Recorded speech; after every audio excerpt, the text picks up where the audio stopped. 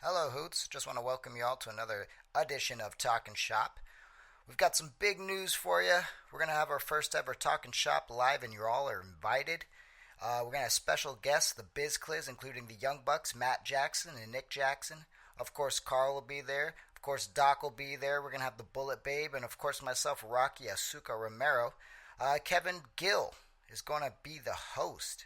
So we're pretty excited about that. He's a great guy, and he's got a great podcast. You could check out the Kevin Gill Show when you get a chance. General admission tickets are $20. Meet and greet tickets are $35, and that includes a limited silk screened poster of this first ever Talkin' Shop Live. It's January 17th, 2016 at the Grizzly Den, 1318 West 9th Street in Upland, California. So get your tickets now. You can also visit www.grizzlyshows.com for tickets and more info. You guys, this is a huge thing for us, and we definitely couldn't do this podcast without all your support, and definitely we would love for you guys to come out and spend an evening with us, have some drinks, talk some shop, tis the shiz with the Biz Cliz as well. And hopefully we will see you there. Have a great holiday and have a happy new year. See y'all January 17th.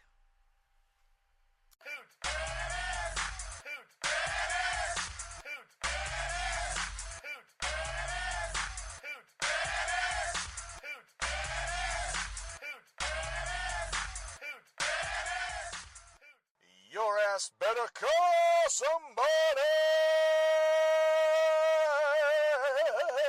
Ladies and gentlemen, boys and girls, children of all ages, Doc Gallows, the Machine Gun Carl Anderson, Azúcar Rocky Romero, proudly present to you the story of Talkin' Shop, The Hoots, Chapter 2, available right now. Vimeo.com/on-demand/The Hoots 2. That's the number 2. Vimeo.com/on-demand/The Hoots 2. Ladies and gentlemen, it is darker, it's dumber, it's funnier, it's stupider. It's Chapter 2 of our amazing series that we're putting out right now. The Talkin' Shop movie series. Check it out, $1.99 rental for 3 months. Enjoy it. Have a beer. Smoke a stogie. Have some whiskey like a gentleman, or some of the blood. Do whatever you do. Sit back, relax, watch the dumbest movie on earth. Thanks for the support. And now live from the MLW studios in room 1428 of the Tokyo Dome Hotel, here is Talkin' Shop with your host, the Machine Gun Carl Anderson, Luke the Doc Gallows, and your producer. Give it up for Rocky Asuka Romero.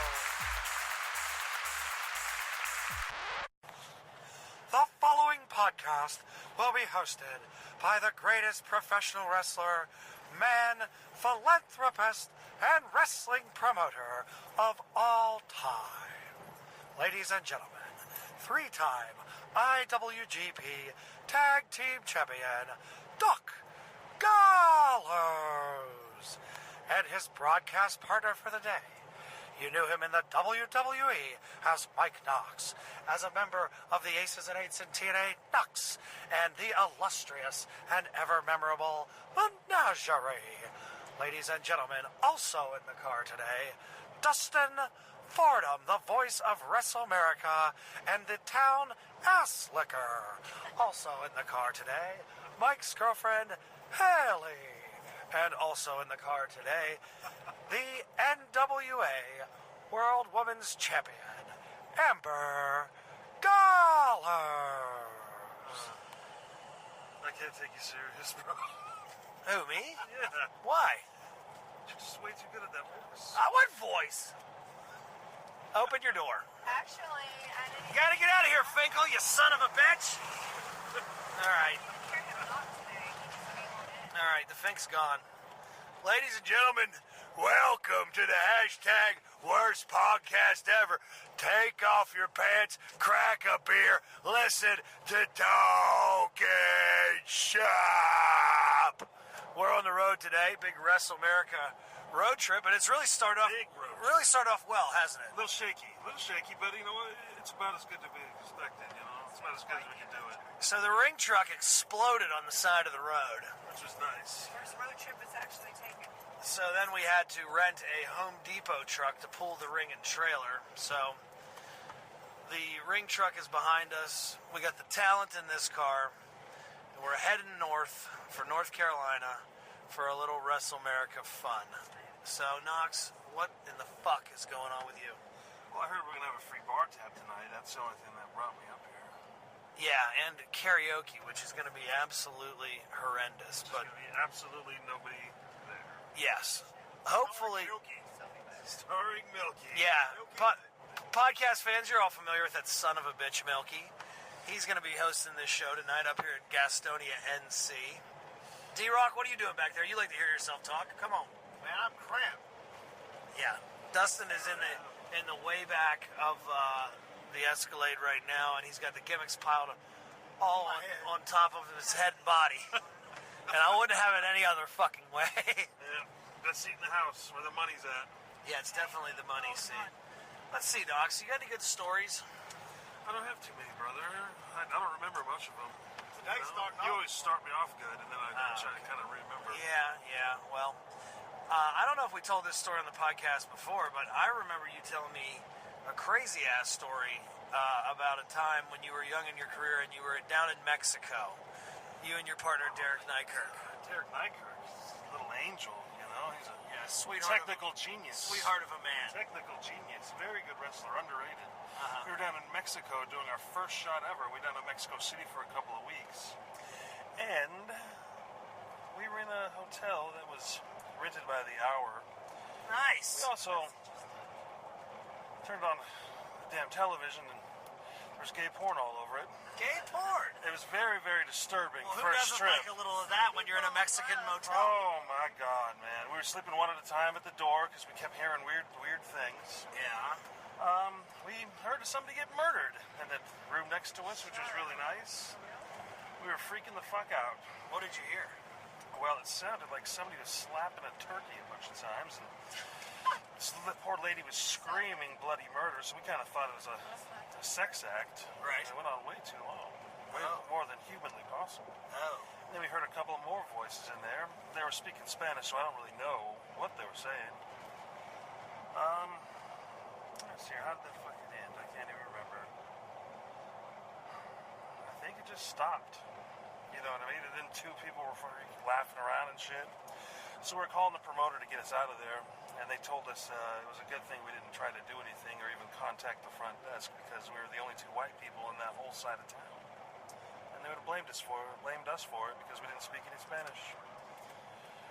So we went out and rocked the house later with El Dandy and La Parca. Jesus. Got our paydays and went the hell home. Never went back. So, mid-murder, you hear laughter, for one. For two, if you would have even tried to help, which you couldn't, you would have been pegged with this fucking murderous act. Yes. It would have been a real travesty. Then millions of thousands of people would have been robbed of my greatness on television and wrestling. Abso-fucking-lutely. Couldn't agree with you more. Yeah, that's a crazy-ass story, man. I remember I went to Mexico for an indie show, and I thought I was just being booked for an indie show, and there were, like, a lot of name guys on it and stuff, but, like, we couldn't see the front of the venue, and we dressed in these trailers, and then the music hits, and I walked down, there was 30,000 people at an outdoor carnival, and I was like, what in the fuck is going on here? It was awesome. Nobody did one thing they said they were going to do in the match. No psychology, referees getting beat up, guys on their teams fighting one another instead of the opposing team. Constant outside brawls for a really long time. Long outside brawls while other wrestlers are wrestling in the ring. Many dives. Many nonsensical dives. Yeah, Mexico's quite a place as far as pro wrestling goes. Hell Luchadors down there. Man, fuck yeah, man. Mexico's fucking cool.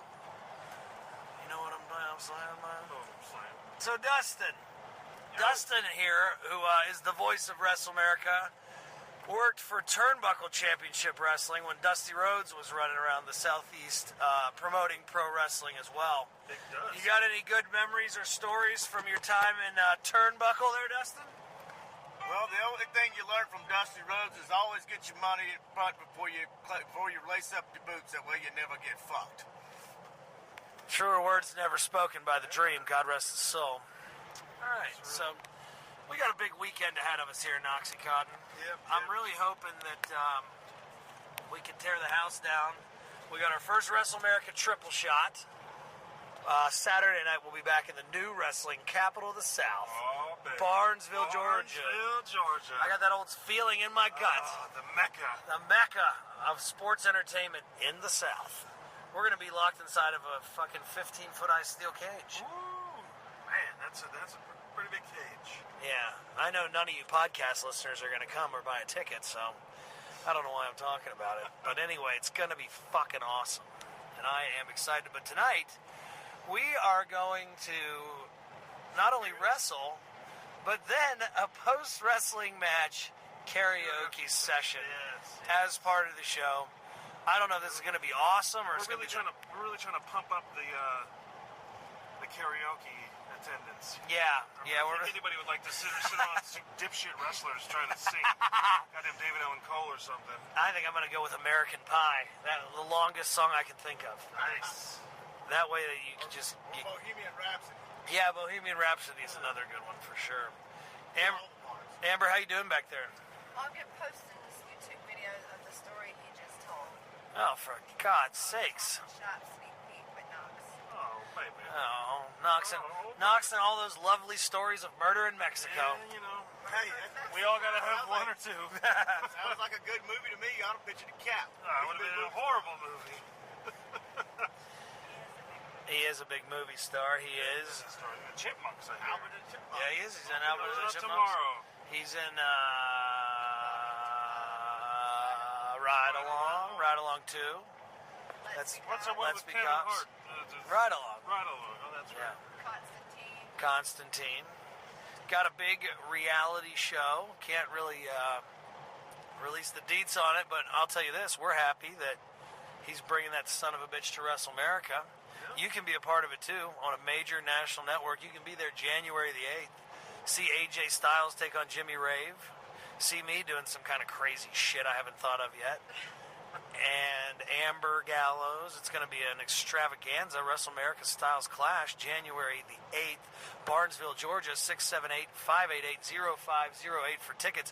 And while we're plugging things, as always, if you love pro wrestling, you support it, you want to be a part of it, you want to see it grow, you want to keep being entertained by it, support professional wrestling from the backyard to the big leagues. Going over to ProWrestlingTees.com/BigLG and buy my fucking t-shirts. Buy my t-shirts up in this motherfucker! What? And 92. What's your store? ProWrestlingTees.com/Amber O'Neal, ONEAL. ProWrestlingTees.com/Amber O'Neal. Get you some Biz Cliz, babe. T-shirts, some Amberland t-shirts, all kinds of motherfucking t-shirts you can buy. And then I'll make money and give it to all the boys. You got anything you want to promote? Anything you want to plug? Anything you're doing? Open any new small businesses lately? Any kind of tanning booths? Auto mechanic shop, anything? I got a big gym opening up in Locust Grove. Locust Grove, GA? Yeah, no, LA. Oh, Locust Grove, Los Angeles. Yeah, Locust Grove, Los Angeles. That's good. Meathead's Gym. Yes, Meathead. Yeah, Meathead. If you want to beat your meat, come on over to Meathead's Gym, and we will pump up your muscle. I'm calling this a burger in Mexico. If you wanna beat your meat and you wanna pump that blood into that muscle, come on over to Meathead's Gym. Yeah, fuck yeah. And listen, guys, if you have always dreamed and aspired of being a professional wrestler, now I'm going to give you that opportunity. Just drop a line to bookbiglg@gmail.com. We got our brand new WrestleMerica Professional Wrestling School opening in Thomaston, Georgia. Doors opening soon. Details to come. Follow WrestleMerica on Facebook and on Twitter. And follow me at Impact Doc. Since I'm not drunk and I'm driving a car, I'm just going to promote things, guys. So, until I can get another good story out of Knox. I'm sure he's got more Well, stories. I'm hardly drinking either. How am I supposed to remember anything? You're mean when you're drinking and drinking a little bit all the time. Yeah, that's true. That's true. Tell me about when you were in WWE and you grew the Bruiser Brody beard and you were beating the shit out of everyone on Monday Night Raw. That was, I thought, the beginning of a really sweet run that might have been mismanaged a little bit. Was that stuff your idea? Because I remember you were off TV for a while, then you just came back with a big beard, and they were like, oh, we forgot, this guy's awesome. Yeah. I think I got in trouble because I got a DUI, and they figured it out. I was trying to hide it from them. Smart. But they found out. And they gave me a nice little punishment. I don't know if that's exactly what it was because that's never what they said, but the writing was on the wall. So I was at home. I was trying to think about how I could be a little bit different than everybody else. So I decided to stop shaving my face forever. When I came back, I had a pretty decent-sized beard, and I just seemed to like it a little bit, and I kind of ran with it. Now everybody's got a cut. That's what I was going to say. That was like 2009. You brought the big beard back to wrestling, for sure. Now everybody's got one. Everybody's got one. Now I want to cut mine off. Yeah, throw it out the window. Can't be one of those followers. That's right. You know? No, man, that was best. Those were the best matches I had, I think. You and Rey Mysterio Me had and some Ray, really we had sweet some matches fun on ones, bro. Raw. I always forget about those, and then until somebody shows me, and I'm like, oh yeah, pretty good. That was some good stuff. Pretty good, pretty good. Me and Kane had a couple like decent little things going. It was, Yeah. yeah, man, it was a good time. I remember watching you and Kane on a house show, and I don't know if you guys are just fucking around or what, but like 200-300 pound monsters like drop down, leapfrog, hip toss, arm drag. You and fucking Kane, the last two times, Yeah. like you would never expect. That was awesome. I did the floater over on him. We were trying to bridge up. Like, yeah, that was good. We weren't supposed to do that. We just got in there. We were locked up. I was like, screw it. Let's play around a little bit.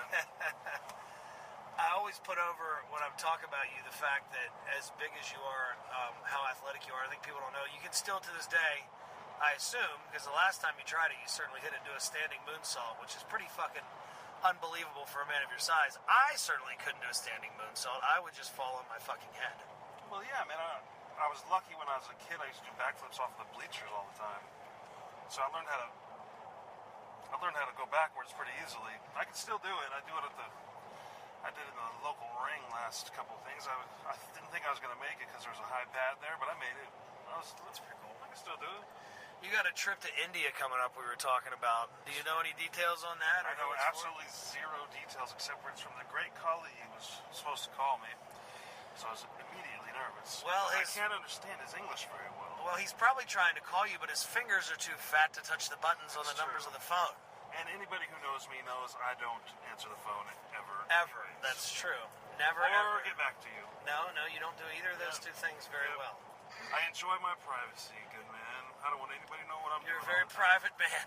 Yes, very private man. That's it, I'm going off the grid. I went to India for Ring Ka King in 2012. I think I went 2 times for 2 weeks at a time, and I actually really enjoyed it. The crowd was pretty insane over there, and like Scott Steiner jumped the rail and kind of started beating the shit out of some of them. It was really fun to watch.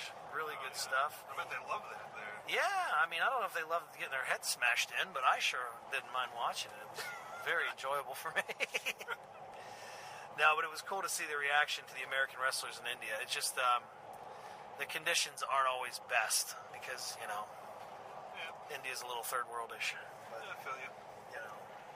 Money's green just like everybody else. Money's green just like everybody else. Well, what else is going on? Oh, brother, not a whole lot. Not a whole lot, man. Just living that motherfucking Just living the dream. Traveling up these Enjoying life. highways and byways of America. Yep. Looking for the next great American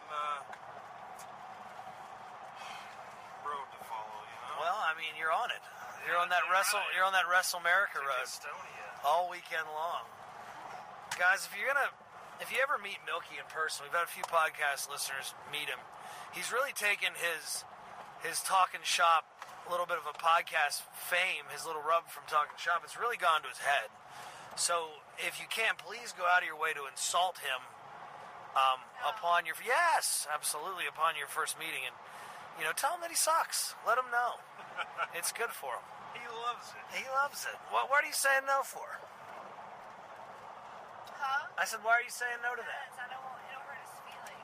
No, it won't. It's just a good-natured little ribbon on the square. Yeah, we gotta toughen him up a little bit. Yeah. That's how it was done back in my day. You got to bounce him around a little bit in this business. Teach him the fucking ways. Can't make it easy, then everybody will do it. Hell yeah, man. Everybody wants to fucking work in this business. Well, it's my business, and then I'm working in this fucking special. Everybody wants to fucking work in this business. I don't want them to work in this business and get out of this business. You know what the fuck I'm saying? Who is that? Whose voice is that? That's Marble Man. He's got a fucking mouthful of marbles. He can't fucking talk right because there's too many marbles in his mouth. It's a little effort to fucking say fucking words. This is what you need to your left here. What's the fucking... There's 155 fucking kids in it. Let's flip them off. Give them the fucking finger. Fuck you kids. Pull the truck. You kids can all eat shit. The kids are shit eaters. Yep. Look at all you shit eating kids. That is nice. Yeah, so our ring truck fucking just... I don't even know what happened. It kind of exploded. Yeah. On its first ever ring pull. Well, no. First ever long ring. It Long ring took the ring to Mucha Lucha in Atlanta a couple weeks ago. 4 hours on its first road trip. No, everything was going fine until we pulled over to pick up actor Big John Cap, and then the truck blew up. Solution to the problem. He did know that Home Depot rented trucks. I had no motherfucking clue what we were going to do. I was going to just go home and get hammered all day, but Big John Cap figured it out, and now we're moving on. This wrestle vessel's cruising down the sea, and we're going to take over NC.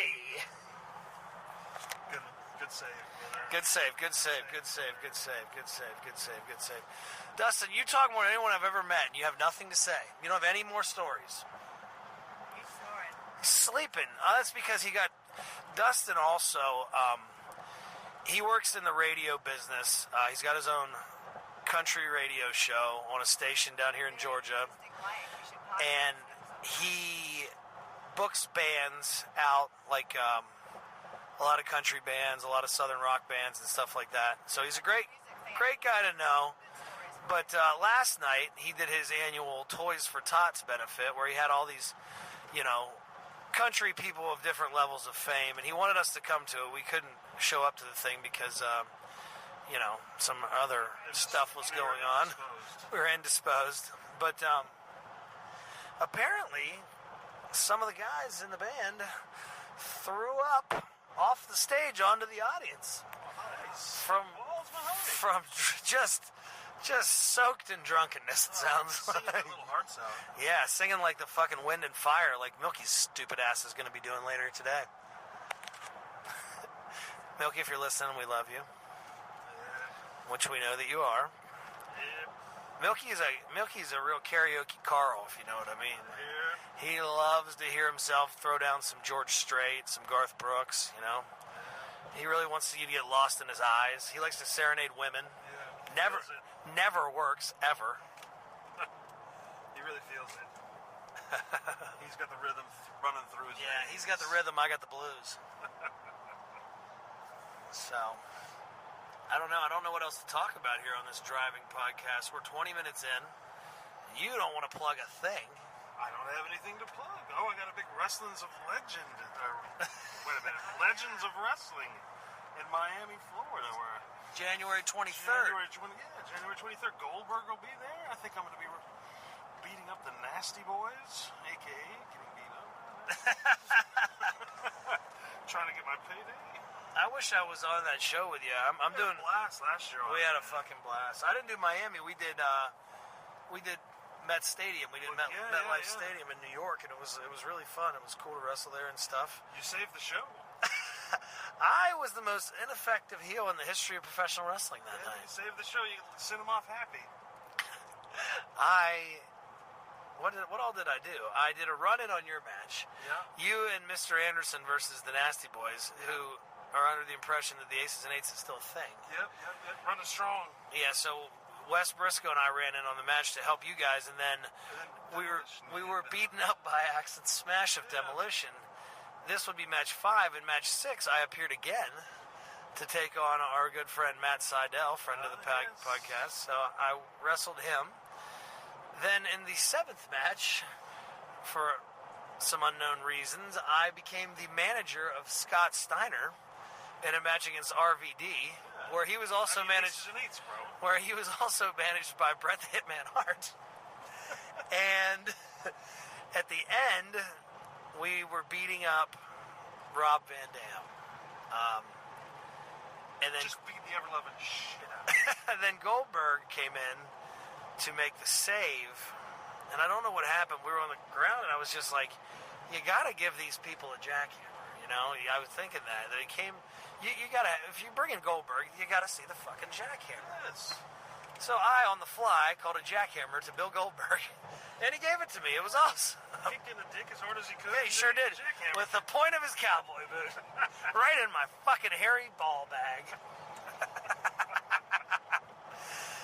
And then I went back to Japan and started using the jackhammer of my own because I remembered how awesome it was. Good brother. Oh, yeah. That Legends of Wrestling show was really fun. Save the show. I was going to be on that with you, but New Japan has us working for Ring of Honor that weekend. I think it's Asheville, North Carolina on January 22nd, Atlanta, Georgia, January 23rd. We got a big January coming up, Bullet Babe. We're going back to Japan. We leave on January the 1st. We'll do the Tokyo Dome on the 4th, on the 5th, Korakuen Hall. We'll spend a few days of leisure, 2 days, with you and my parents around Japan. We'll come home January 8th, Styles Clash, in Barnesville, Georgia for WrestleMania. January 9th, we're in a new town. We're in Ashburn, Georgia for Ashburn Assault. Big night of action. Then January 16th, WrestleMania debuts in Union Point, Georgia. So we have an exciting January coming up. We're moving forward. We got brand new television on the CW network in Georgia and Alabama. So we're expanding on our horizons there. Another television company wrote me just a nasty email telling me how stupid my show was. I let you read it. It was offensive. No, there were some production issues, but I took it like a man and wrote him back, "Fuck you." No, I didn't. We're gonna make it better, and we're gonna move on from there, and we're gonna get WrestleMania really fucking rocking and rolling. We got a bunch of February and March dates to announce with a bunch of big name talent. We got television expansion, and if you're not a WrestleAmerican, then you're an asshole. So become one. It's just the God's honest truth. All right, let's see. What else should we talk about here, Noxie? I'm trying to think of some good times we've had on the road, but I can't think of a time that we didn't have that was good on the road. Yeah. We had some good, decent little times. We always They always tried to keep us apart, though, because we're kind of bad news for each other. Well, remember they started... Originally, the Aces and Eights backstage stuff, they would bring in, like, cold Coors Light for us. Yes. Well, then we would drink it. And they'd get mad. And we'd run out. we'd get mad, so they started making the beer hot, thinking we wouldn't drink it. Stupid. They were fucking wrong. We drank it all anyway. It was fun, man. We had a lot of fun doing that gimmick, and like once the group got bigger, we did a lot of just standing around, being in front of a live audience, and just fucking really dicking around, and we had a great time. Remember we did that one night only pay-per-view, and we were saying that they just booked the B Squad for it. It was you, me, Garrett, and Wes, and an 8-man. And it was like Bob Holly was on the other side, nobody wanted for to one take reason. Bob Holly's gimmick, and he didn't even wear gear. He didn't wear He gear. wore like Yeah. a shirt, a camping shirt or something. Yeah, he was awesome though. We were talking about Bob putting him over last week on the podcast. But he was great. And then he hit us with like a metal rod that they Weird, like curtain rod or something, right? Yeah. You would sell it. I just remember we were in the back and they wanted us to do these like pre-tapes. Dave Lagana being like, "Stop doing wrestling promos," but I was like, "It's one night only. No one watches it. Who cares?" These Like, are for us. we had 3 sets of goggles on our heads. Oh man, those were good. Those were some good times. Have That you seen Garrett Bischoff lately? well, Amber saw him. He has a bigger beard than you. He's got a huge gray beard now. Is it He looks gray? like a man. He looks like a man. He looks like a man. He could have totally went incognito that whole week. He's like a gun dealer or something now, isn't he? And he goes around to these gun conventions and stuff. You gotta do what you gotta do, brother. You got to do what you got to do to get by in this life. That's for sure. Get him out on the streets before they take him away from us. That's damn right, man. You ain't gonna step on. You don't tread on me, man. Don't fucking tread on me, man. Don't fucking tread on me, man. If Uncle Alan were here, he would love to talk about this. He's a staunch Republican. I like to keep my political views out of the podcast. I just talk about everything else that's controversial. And I don't really pay attention to politics at all, so there you have it. I'd like to answer some emails, but you guys know I hate answering emails, and I don't even have the password, so we'll have to move that along until next week. But let me see here. What's a good? I'm trying to think of a good Mike Knox closer here. Oh, Haley's in the car. Let's talk about when you two lovebirds met. Oh, Jesus. I could tell she really liked me. I don't have any. It was after the Pittsburgh show, and We did SmackDown in Pittsburgh. big SmackDown in Pittsburgh at the Mellon Arena, wasn't it? Yep. Yeah. And we were just looking for a little drinky. We were looking for a place to wet our whistles, weren't we? Yeah, to unwind and have one or It two was fate. Thank God you adult were thirsty. cocktails. Yeah, adult beverages. Yeah. So we find this place, little Mexican. What was it, like a little Mexican restaurant or something? Yeah, something like Calico that. Jack. Calico Jacks. I see this beautiful woman in there shooting whipping cream things into our friend's boobies. I thought that this is the one for me. It was her first time. It was her first time ever bartending. She was trying to get me up on the stage to do a little dance for her, so I knew I had her. I told her I was way too much of a free spirit. You know, you can't put a goddamn chain on a unicorn. Yeah, you can't rope the fucking wind. Yeah, you can't rope the fucking wind. He said he had to feel it. Yeah, I had to feel it. First words I think to her were, bitch, there's not enough liquor in this bar to get me drunk.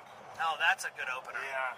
So I had her right from get-go. Yeah, you locked her in My with that. I locked her right in. I don't know. I don't listen. Want to bet? I don't listen to what girls say. I Well, don't believe what girls say about me.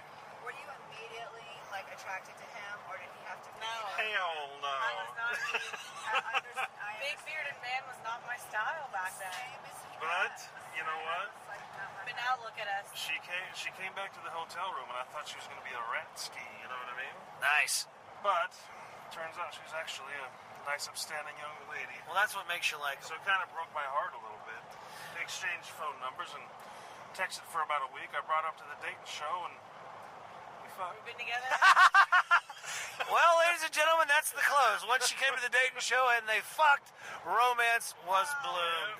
So, ladies and gentlemen, thanks for tuning in to the hashtag worst podcast ever. Remember, every week, same routine. Unbucking those pesky pants, get them off, crack up here, listen to Talk and Shop.